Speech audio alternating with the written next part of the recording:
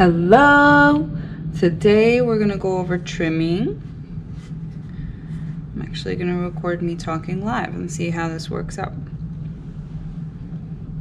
So first thing you're gonna wanna do is center your piece upside down on your wheel head. Now, I use the rings of the wheel head to help me figure out where exactly to line up my piece. All right, giving it a shot. Now, to perfect this, I let the wheel rotate, and I'm just gonna show you how I personally do it. There's multiple ways. I'll go through different ways in the future.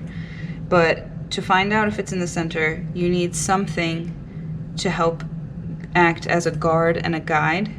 Now, if your piece touches completely and consistently, it's centered. If you find that the piece hits my finger in one spot, it's not centered. So right now, just from eye measure, I actually got this pretty damn centered. But I'll show you what it looks like when it's not centered. See how it's rolling about and it's hitting my finger? I'll do it here so you can see. See how it's hitting my finger in that one spot? Okay, well, I know that one spot's right here. I'm gonna push it this way.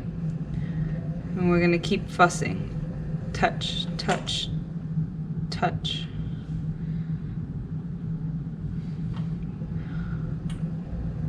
And I'll keep playing this way with gentle touches until it doesn't touch anymore. And wherever your piece touches your finger, so it's touching me right here, that means I need to push away from where it's touching because I want it to be a consistent stream.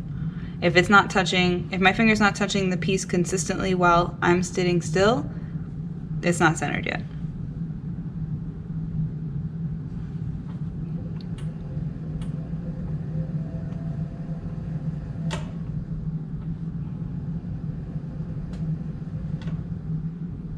Okay. All right, you guys. This is as close to center as this piece is gonna be. We will take that. So now you're gonna need 3 healthy lumps of clay. I suggest using the same type of clay that you began throwing with, as it won't screw up the coloring. You won't have mismatched pieces by the end of it. Now what I'm doing now, as you can see here, is I'm holding our form down in place because we just did all of that work to get it centered. So we don't want to screw it up now. So we're gonna apply pressure down, take our little sausage nuggets, and I like to distribute 3 evenly so it's an even triangle. Hold it down. I apply pressure down onto our clay sausage first, and then gently up against the form itself. And we'll do one more. Hup, hup, hup, hup. All right, now this bad boy's not going anywhere. Next thing I do is I use my Diamond Core Tools trimming spinner. This is not an ad, I just genuinely really like it. You can use a bottle cap, you can use a lot of different things, but I prefer this guy because it has the indentation and it's got a little foam on the bottom, so it doesn't screw up your pieces. All I did with my needle tool was just make a little incision and a mark. Nothing serious, but just something to let me know where to sit my spinner, right in the middle. I'm gonna go ahead and start with my large Kemper trimming tool. You're gonna want to use the flat sides.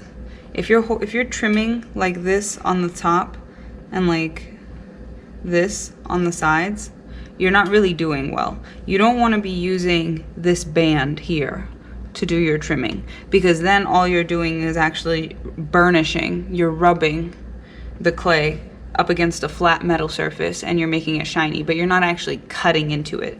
There's subtle blades on the end of these that make it really good for cutting. So you want to always make sure that you're around 45-ish degrees and you're getting a cut in the blade here. So I'm going to apply pressure down, just gently, make sure it doesn't go anywhere. And I'm going to start cutting, or trimming, I should say. The way I do these personally, because these are for an order, as you might have guessed, considering there's a stamp on the front, is I angle the sides to give it some character. I shapen up the front and bottom right underneath the stamp, that little band that's there. Clean this up as much as possible. And all I'm doing, if you guys are watching and keeping track, is I'm just holding very, very still here. I'm not doing anything. I don't have to apply much pressure because the blade and the wheel are doing everything for me. All we gotta do, once we set everything up, is chill. Just stay chill, stay breathing, and make sure you're not moving. Same rules as wheel throwing. Steady, steady, steady. Steady arms, anchor yourself. Anchor your wrists against your splash pan if that's helpful.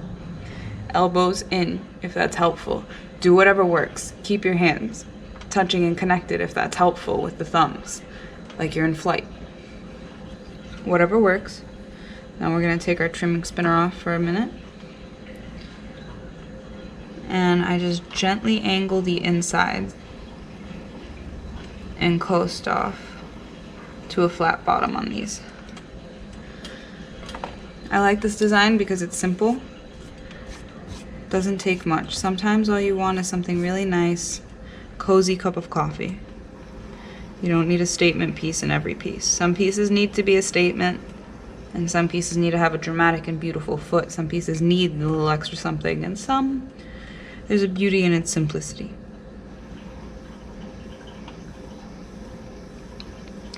And again, if you guys notice, here, there's a gap. I'm not flat, flat, flat. I'm not straight up and down.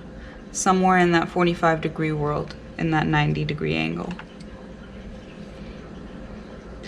I'm gonna brush my finger gently over. This just gives me an idea and also cleans it up a little bit. Smooth out any rough edges from my trimming. Trimming cleans everything up, that's the whole purpose of it. However, sometimes even your trims can be a little messy, so it's really good to go back over it. Fantastic. Now, whether you're professional, just starting out, just having fun, it's always best to sign your pieces. Your work is your own, you've made it with your hands. I do my company logo. Pudgy Productions, which I'm sure you guys have seen if you're watching this at this point. Belly button right in the middle.